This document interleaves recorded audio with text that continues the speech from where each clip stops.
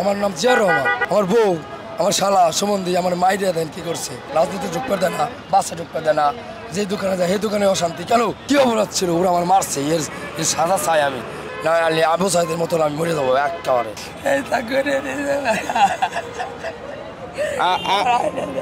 আমরা দর্শকের কাছে দেখানোর চেষ্টা করব প্রবাসী টিভি সারা বিশ্বে বাংলাদেশ।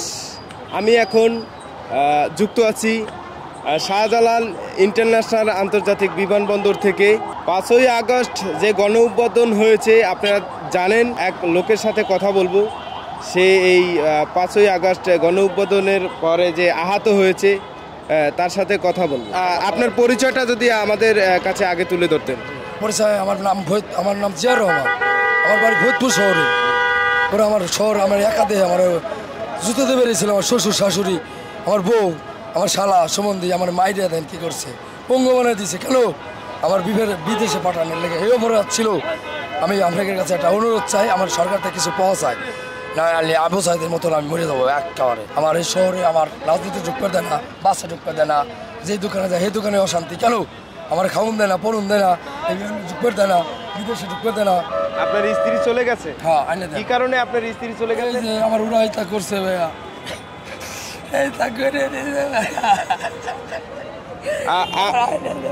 আমরা দর্শকের কাছে দেখানোর চেষ্টা করব তার এই ডকুমেন্টগুলো। এই অসহায় লোকটি আমাদের প্রবাসী টিভির মাধ্যমে তুলে ধরছে, যেহেতু আমরা সারা বিশ্বে জানানোর চেষ্টা করব।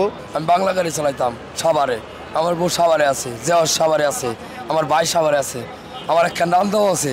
হিয়ার লেগে আমার মারছিল, এই যে সেই রান্দা, আমি গরু কাটি রান্দাও দেয়, আমি ওই কুরবানিতে ভাই গোস্ত কাটি।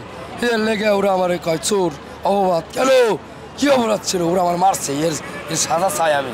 এই মুহূর্তে যুক্ত ছিলাম শাহজালাল আন্তর্জাতিক বিমানবন্দর থেকে। মোহাম্মদ শাহিন মাঝি, প্রবাসী টিভি সারা বিশ্বে বাংলাদেশ।